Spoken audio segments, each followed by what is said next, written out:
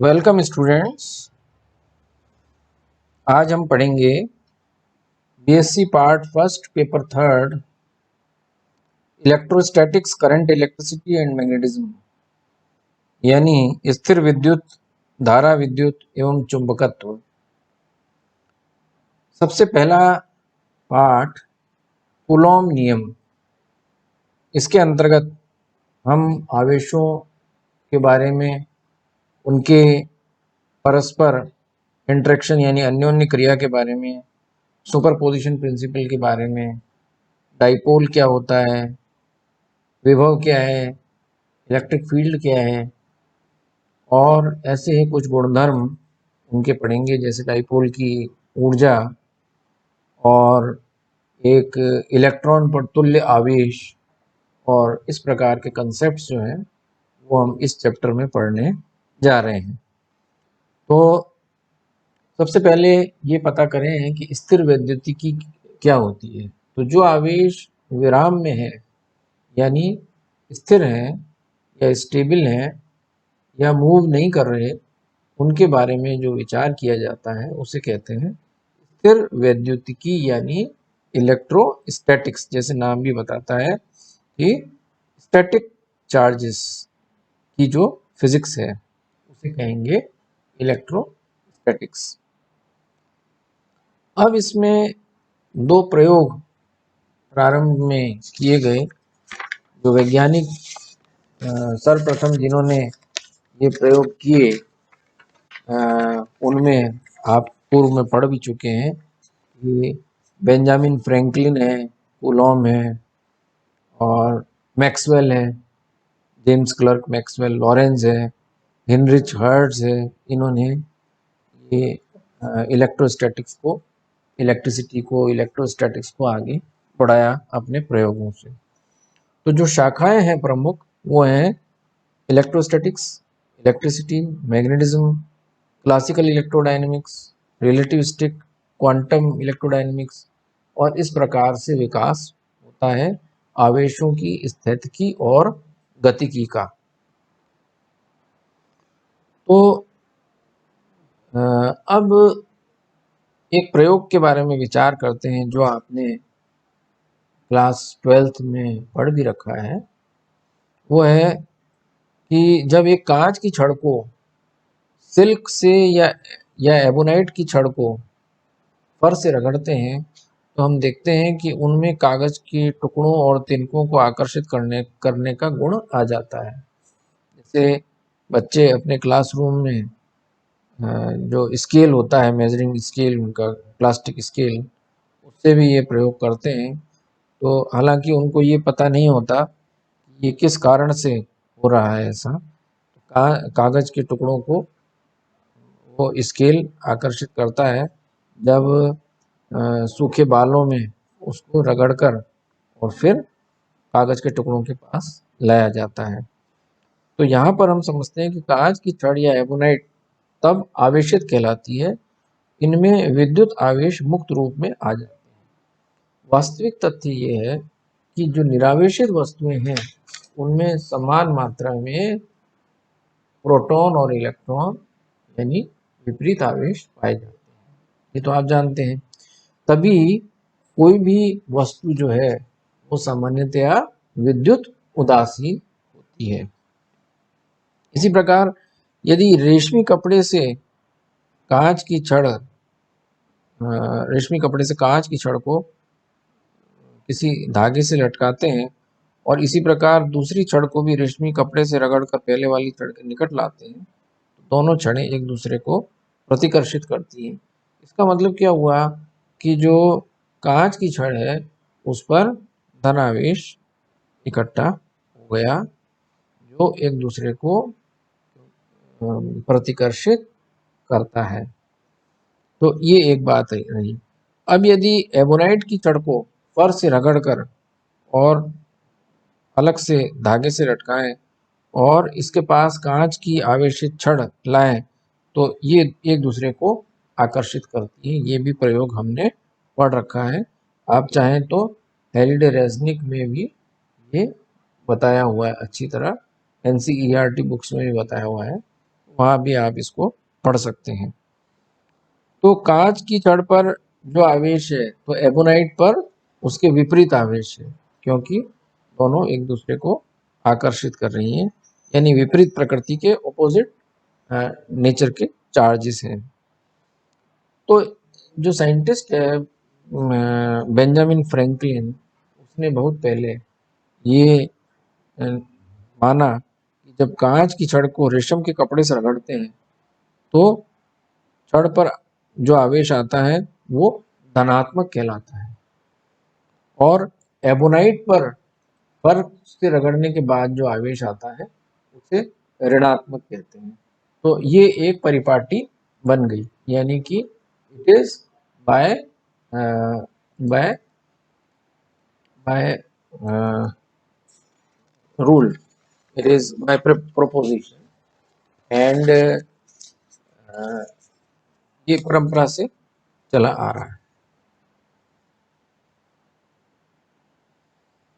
आवेशों के क्वांटीकरण का सिद्धांत, दो प्रमुख सिद्धांत हैं, आवेशों के क्वांटीकरण का सिद्धांत और आवेशों के संरक्षण का सिद्धांत। आप चाहें तो पहले इसको भी समझ सकते हैं और आवेशों के क्वांटीकरण का सिद्धांत भी समझ सकते हैं। कोई भी आवेश जो है वो, जो क्लासिकल थ्योरी है वो ये कहती है, जो क्वांटम थ्योरी है वो ये कहती है कि चार्ज जो है वो क्वांटाइज्ड है। ऐसा नहीं कि कितना भी आवेश एक साथ किसी वस्तु पर आ जाए। तो ये प्रयोगों से भी सिद्ध करने का प्रयास किया गया कि जब कोई भौतिक राशि क्वांटाइज्ड विविक्त कहलाती है तब वह क्वांटा या विविक्त पैकेट के रूप में अस्तित्व में रहती है, न कि सतत। क्वांटा या पैकेट किसी भौतिक राशि की मूलभूत इकाई होता है जिसे भिन्न रूप में व्यक्त नहीं किया जा सकता। यही कारण है कि जो क्वार्क्स वगैरह हैं, पार्टिकल्स, एलिमेंट्री पार्टिकल्स, उनके बारे में, स्थायी अस्तित्व के बारे में हम नहीं जानते। क्यों? क्योंकि उनमें जो आवेश है वो फ्रैक्शन रूप में होता है, और इसी प्रकार से और भी एलिमेंट्री पार्टिकल्स होते हैं, तो उनमें आवेश जो है वो फ्रैक्शनल फॉर्म में होता है। तो एक वैज्ञानिक हुआ मिलिकन, जिसने तेल बूंद के प्रयोग से, जिसे कहा गया मिलिकन्स ऑयल ड्रॉप मेथड या एक्सपेरिमेंट, तो उसने ये सिद्ध किया कि जो न्यूनतम आवेश है वो किसी कोई भी आवेश जो है वो न्यूनतम आवेश के पूर्ण गुणज, यानी कि इंटीग्रल मल्टीपल के रूप में ही होता है। इस आवेश को, इस चार्ज को कहा गया 1 इलेक्ट्रॉन आवेश, जो कि कूलॉम में 1.6 इंटू 10⁻⁻19 कूलॉम लगभग होता है। तो इसकी इलेक्ट्रोस्टैटिक यूनिट 4.8 इंटू 10⁻⁻10 ESU, यानी विद्युत स्थैतिक मात्रक होती है। तो कोई भी आवेश, ये माना गया कि Q is equals two plus minus NE के बराबर ही होता है। किसी वस्तु पर या कण पर आवेश इलेक्ट्रॉनिक आवेश के पूर्णांकी गुणक के रूप में, यानी इंटीग्रल मल्टीपल के रूप में होता है, और इसको माना गया एक सार्वत्रिक यूनिवर्सल लॉ आवेशों के क्वांटीकरण का, द क्वांटाइजेशन ऑफ चार्ज का। A charged body can have a charge equal to the integral multiple of fundamental charge Q is equals to plus minus NE, where N equal to 1, 2, 3 etc.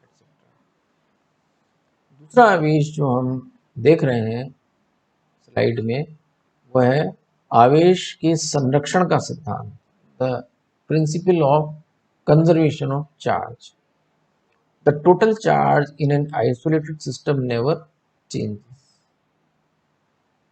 यानी एक विलगित निकाय में कुल आवेश है वो बदलता नहीं।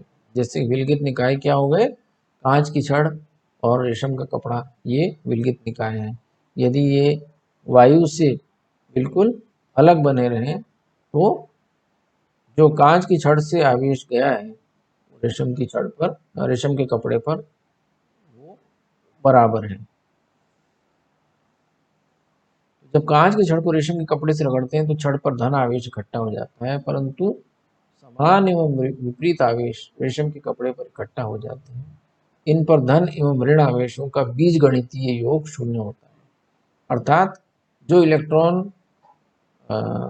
कपड़े पर गए हैं रेशम के कपड़े पर, और जो लॉस हुआ इलेक्ट्रॉन्स का कांच की छड़ से, वो बराबर है।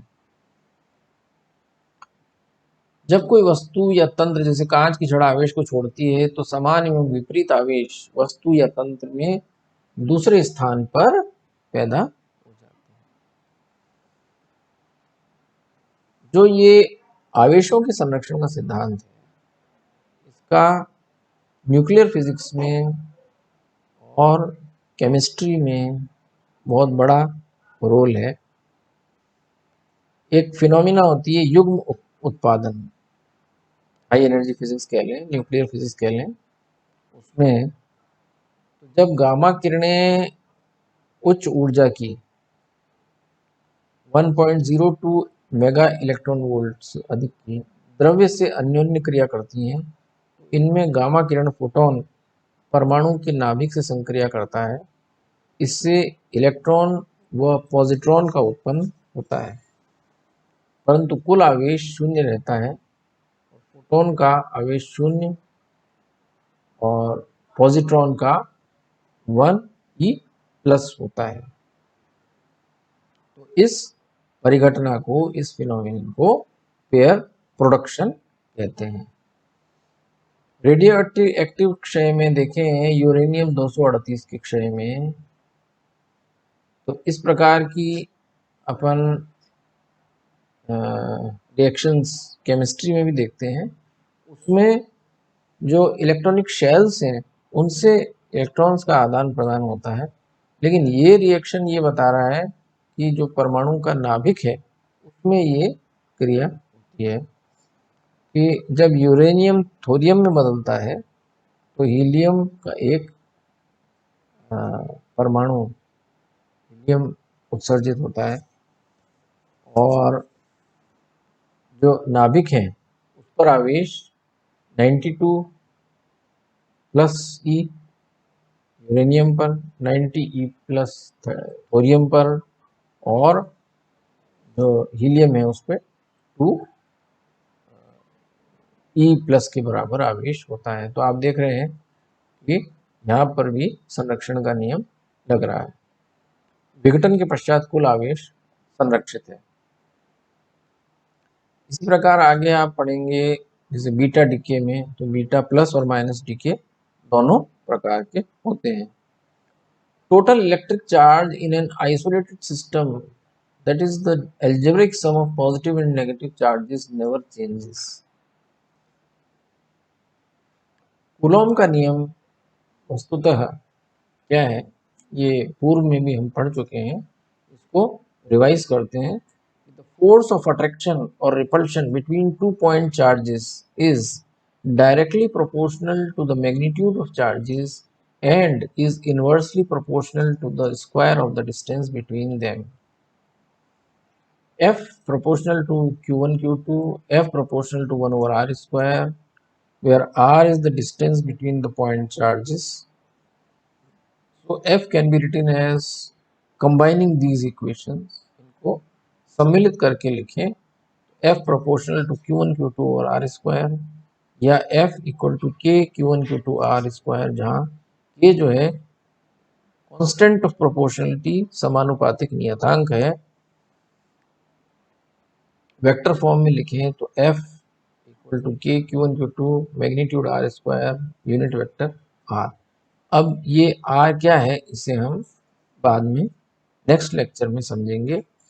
इस नियम का सीधा परिणाम यह है कि समान आवेश परस्पर विकर्षित एवं विपरीत आवेश परस्पर आकर्षित होते हैं। यदि मैं Q1 और Q2 को दोनों को धनात्मक ले लेता हूँ तो F भी धनात्मक आता है। Q1 Q2 को दोनों को ऋणात्मक ले लेता हूँ तो F धनात्मक आता है।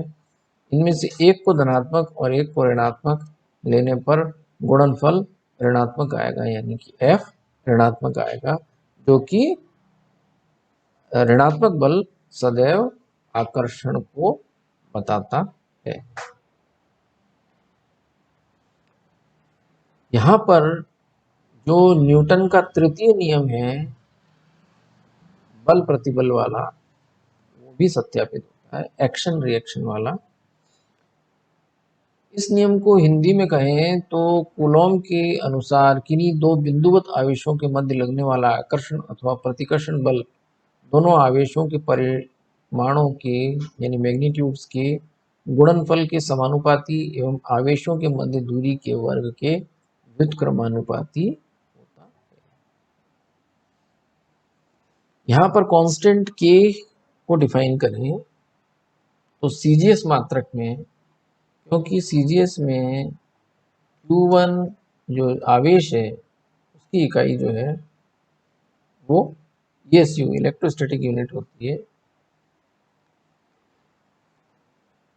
और R सेंटीमीटर में है, तो इसलिए K का मान जो है 1 माना।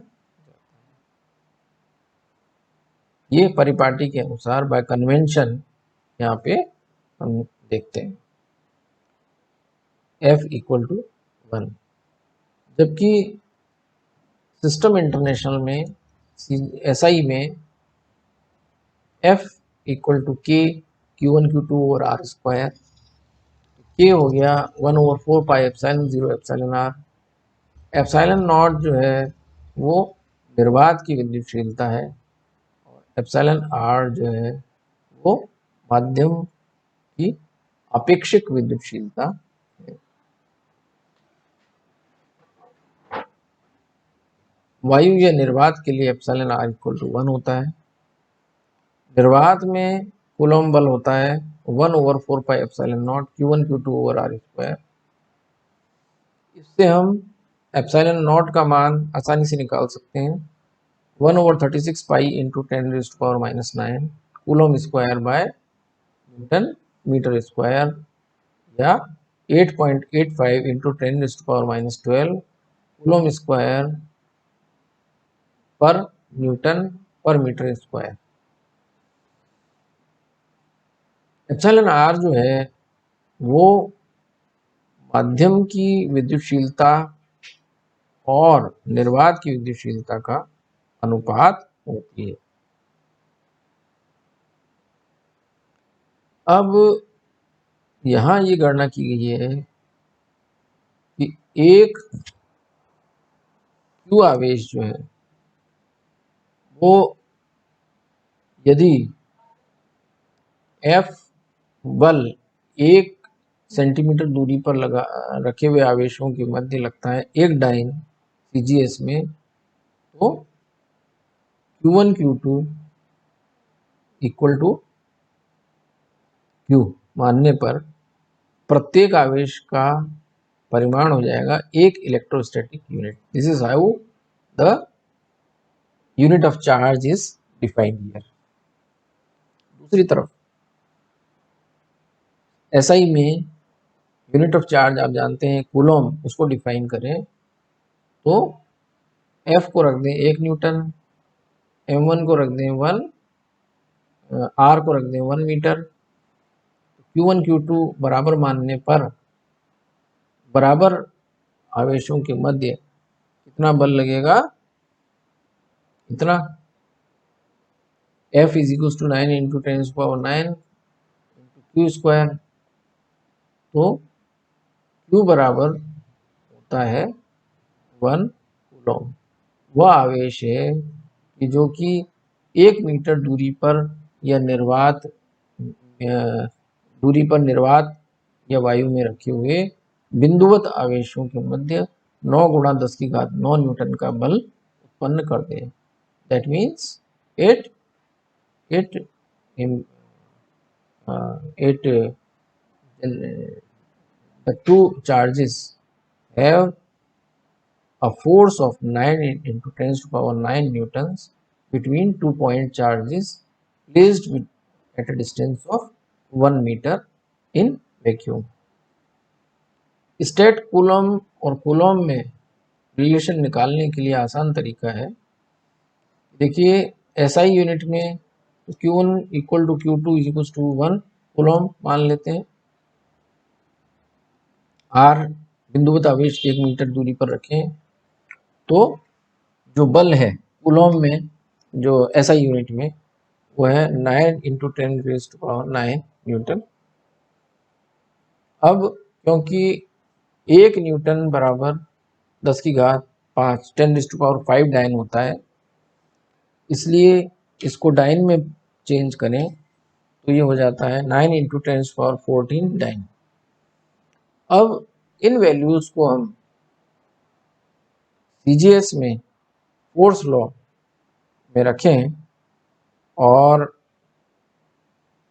एक कूलम को कन्वर्ट करें एन स्टेट कूलम में, तो हमारे पास आ जाता है 1 मीटर बराबर 100 सेंटीमीटर और एफ की वैल्यू ये है। तो n square by 10 raise to power 4 equal to 9 into 10 power 14, n square is to 9 into 10 power 18, under root लेने पर 3 इंटू 10 पावर 9, यानी कि 1 कूलम आवेश हो गया 3 इंटू 10 पावर 9 स्टेट कूलम के बराबर। ऊपर हमने देखा था एक इलेक्ट्रॉनिक आवेश जो है वो कूलम में ये है। कूलम से यदि हम ईएसयू में बदलना चाहें तो एक कूलम को हम यहाँ पर ये मान रखते हैं 3 इंटू 10 पावर 9, 3 इंटू 10 पावर 9 रखने पर प्लस 9 तो पावर हो गई -10 और 16 3 जा 48, तो ये आ जाएगा सूत्र, ये निकाल सकते हैं वैल्यू।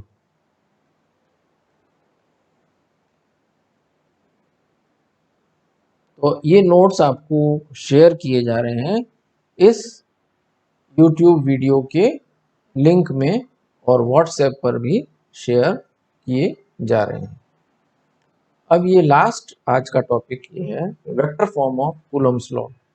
हम देखते हैं चित्र में कि ये एक 3 डायमेंशनल कार्टेशियन सिस्टम में जो स्पेस है उसमें कहीं दो बिंदुवत आवेश रखे हुए हैं और उनका स्थिति सदिश Q1 का R1 Q2 का R2 है, दोनों को मिलाने वाली रेखा है। तो यदि सदिश वेक्टर कैलकुलस से या वेक्टर ज्योमेट्री से हम देखें तो Q1 का पोजीशन वेक्टर हो गया R1 माइनस R2, ऐसी Q2 का पोजीशन वेक्टर विद Q1 हो गया R2 माइनस R1।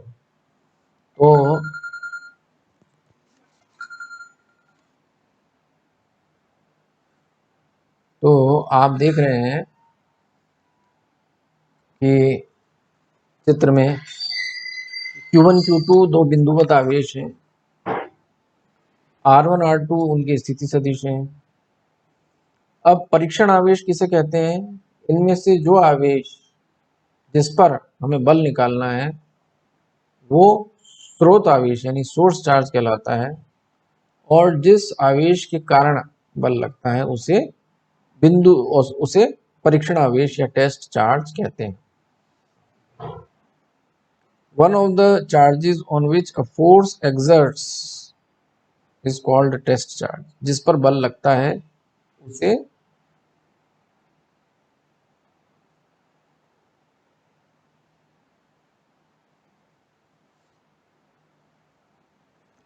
स्रोत आवेश होता है charge which exerts force on the test charge is called source charge.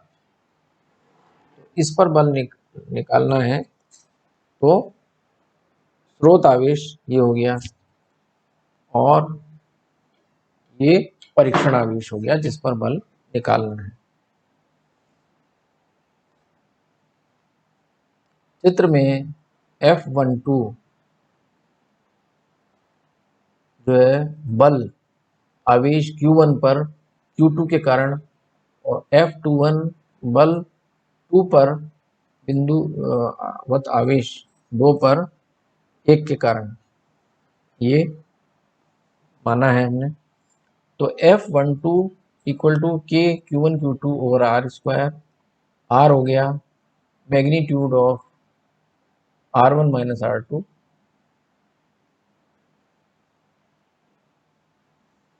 R vector हो गया परिभाषा से vector R cap equal to R vector by magnitude of R।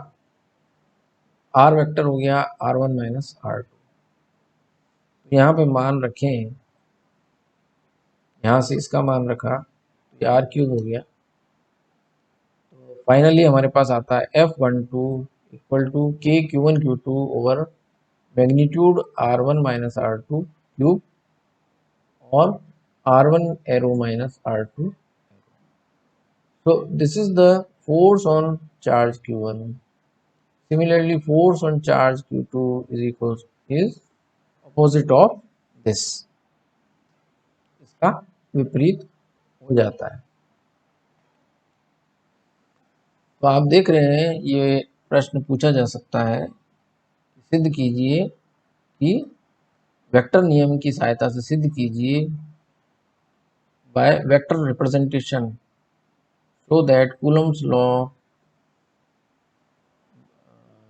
force between two charges obeys Newton's third law of motion. दो बिंदुवत आवेशों के मध्य Coulomb नियम Newton के तृतीय नियम का पालन करता है। यहाँ पर इस व्याख्यान को आज विराम देते हैं और आगे हम पढ़ेंगे आवेशों के अध्यारोपण का सिद्धांत, इलेक्ट्रिक फील्ड और विभव क्या होता है, इस प्रकार के कंसेप्ट्स हम पढ़ेंगे। तो